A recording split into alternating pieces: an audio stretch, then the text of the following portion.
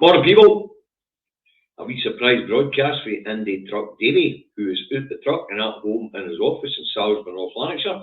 It's quite a pleasant morning, chilly, just about 2 to 3 degrees.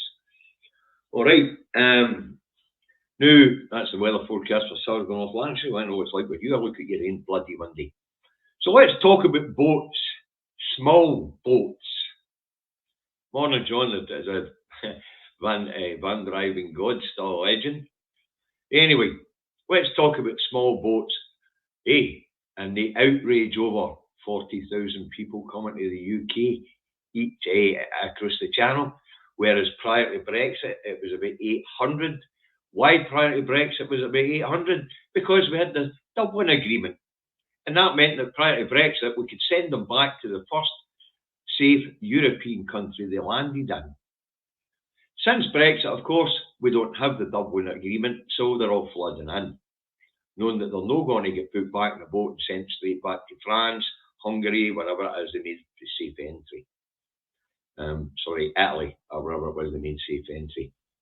Anyway, what brings this stooshy to the fore isn't it what Gary Lineker had to say, but we'll cover that in a minute. What brought this stooshy to the fore is diversion. You know, according to Mr. Sunak the other day, it was a priority of the British people, whoever the hell these people are. I've never met any British people. I've met English people, I've met Welsh people, I've met Irish people, I've met Scots people. I've never met any British people, but hey ho, that's beside the point. It's a diversion to take your mind off the Brexit disaster, the cost of living crisis, the being gouged by the energy companies. That's what this is all about. The other thing it's all about is retaining the red wall, as they used to call it, which tumbled and became a blue wall under Boris Johnson. This is red meat to the gammons. Absolute red meat to the gammons. Now let's move on to what Lineker had to say. I have been saying this repeatedly since 2015. But I've been watching it before that. Started out with a persecution of the disabled here. You know, the way they were treated under the bedroom tax especially. But of course the slashing their benefits, to taking away the mobility cars, basically sticking them in their homes so they couldn't get out and about in the community, out of sight, out of mind. Very Victorian, they used to stick them in asylums, remember? But it started back then they moved on to the Romano Gypsies. And they've been going at that for long enough. Under the Police Crime Courts and Sentencing Act, they outlawed the nomadic lifestyle. They also, in that act, more or less, outlawed public protest. Ring any bells? Anybody you know your history from the 1930s? They've also been getting over after the trade unions and have taken away 6 sectors civil rights to withdraw, basic human right to withdraw the labour. Ring any bells? Anybody got any history? Anybody any memory of the history of the 1930s? If not, I suggest you look it up. So what we got? Persecution of the disabled, persecution of the travelling folks, the Romano Gypsies, getting away with your right to protest, undermining people's right to withdraw the labour strike. The British Bill of Rights is about to be dumped, but hey ho. The plan was to do away with your rights, but they'll do that through the EU Retained Law Reform Bill anyway. So your workers' rights are still going out the window. But what's this carry on with no processing these 40,000 people a year all about? Well, I'm going to enlighten you folks. Here in the west of Scotland, we have a company called Mears looks after these people. And as long as these people aren't processed, then they're in Mears' care. And Mears makes a fortune after them. Now, Mears has got them in hotels here. But people, they're known 5-star luxury spas. Even if it was a 5-star hotel before Mears taken it out, the spa's gone. These people get a room, they get fed, and they get £8.34 a week to spend. £8.34. But the real reason why the Home Office, especially under Boris Johnson, hasn't been processing these people is because huge private companies like the Mears Group, which is based in Gloucestershire, is run by a guy called David Miles, I think it is. And up here in Scotland, Mears is run by a guy called Barry Duncan. I wonder how much this company Mears has contributed to the Conservative Party. I really do. I haven't bothered looking, but what I do know is there's companies that have who have contracts for the Home Office to house these people. Now, when they've been processed and they're given asylum status, thanks, Davy. When they're processed and given asylum status, then they've got to be moved out of these refugee hotels, given accommodation. But then it doesn't stop there. They're only just in the asylum process. They've got to be granted it before they can get a job and work. So if you're say a young woman with a baby at 1 year old, then once you've moved into the asylum system, you're not granted asylum yet. You've just been put into this. You've just been granted the ability to look for asylum, seek refuge properly. Then you are then given somewhere to stay, and £43.85 to keep you and your child. If the child's over 5, that goes up to £45.86. It's put onto a prepaid card, a bit like an Oyster card, and they're told where they can spend it. So these cards can only be used in specific stores. No doubt the owners of these stores are huge Tory donors. No doubt. But out of that £43 for the woman and her 1 year old baby, she's got to feed that way, and she's got to clean that way, and she's got to heat the house, she's got to light the house, the accommodation.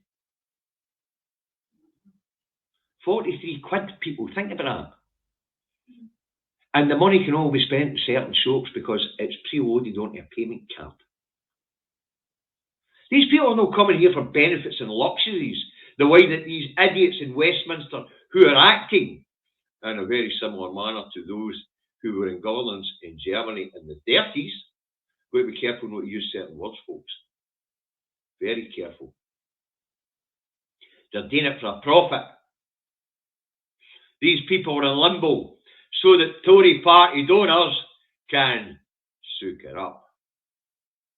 Once they're processed into the asylum system and then given asylum, they can work and contribute to society. And most of them do. And as they're very young, most of them, then they contribute for a long time without taking anything from the system because they're fit and able. And we have a massive shortage in our labour markets. A massive shortage in our labour markets. We need these people to be processed. We need these people to be given asylum. We need these people to be given the right to work. We have an ageing demographic. These are young people. They will integrate. We have a multicultural society. But as I say, what's going on right now is on many facets. This is red meat to the gammon. It's a diversion. Now let's go back to Gary Lineker. I see the BBC have said they broke impartiality rules. Gary Lineker's a subby. He doesn't work for the BBC, he's a freelancer.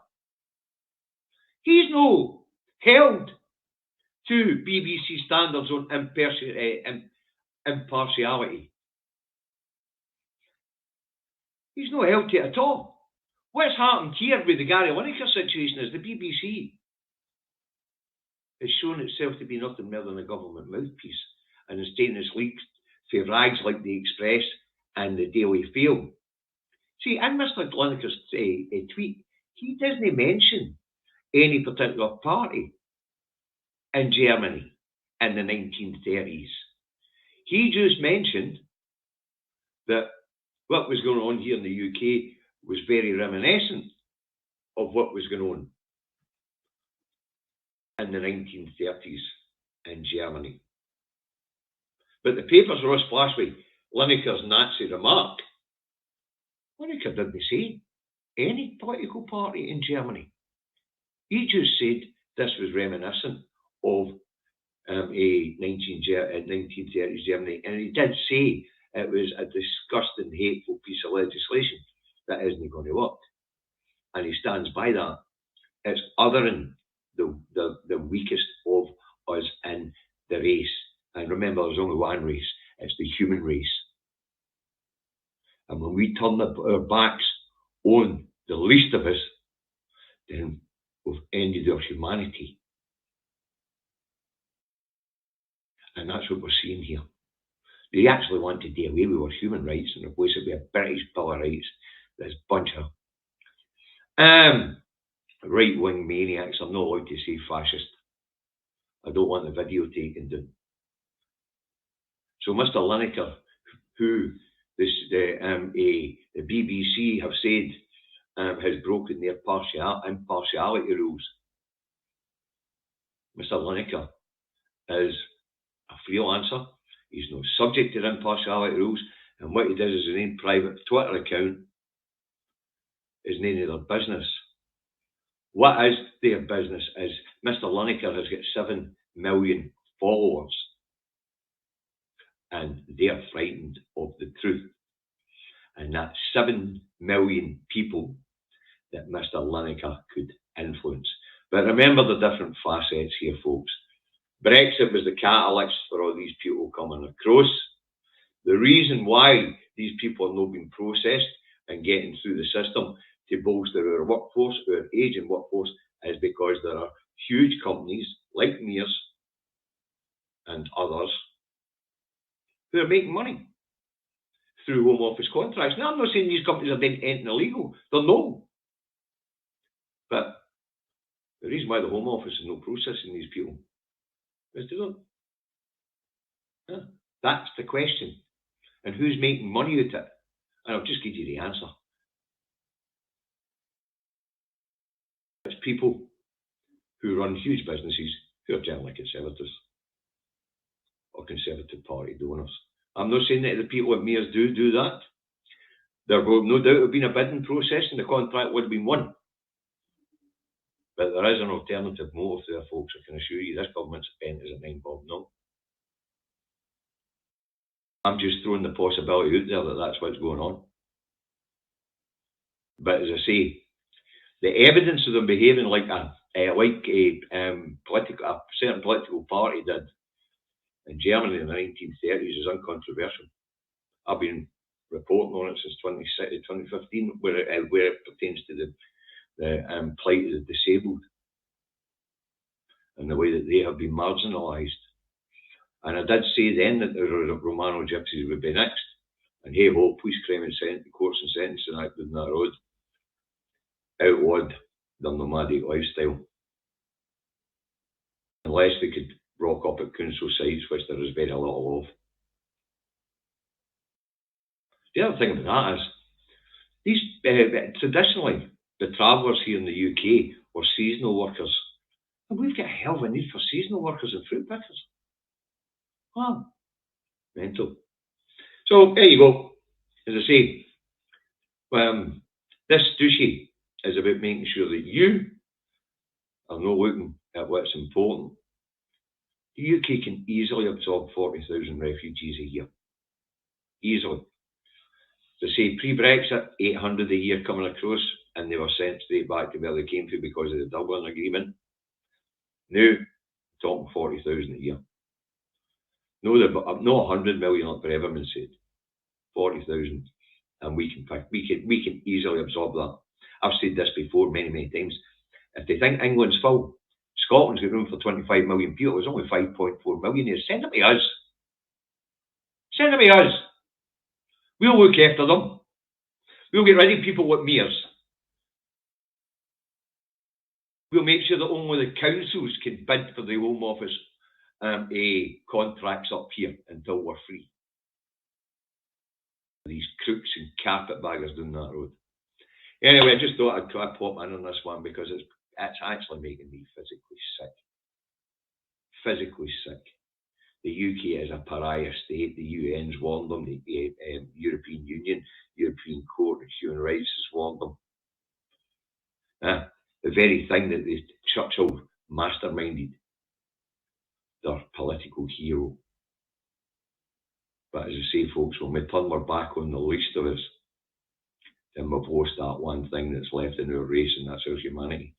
There is only one race, remember. It's the human race. And we all live on this one big planet. And if anything, these people coming here, it's going to get worse. They're going to be fleeing climate change, floods, droughts, lands becoming infertile. Well, guess what? We created that climate change. So we better make space for them because they're our family. There's only one race, the human race. Now, thanks very much for tuning in, folks. If you think what I have to say this morning is important, please share it around. I don't normally ask people to do that, but if you're on YouTube, hit the like button. If you're on Facebook, give me a couple of minutes to change this to public. I want to thank you for listening this morning, but what's really going on is diversion, folks, okay? You look after yourselves. And the lie upon lie upon lie, it's incontrovertible. It's undeniable.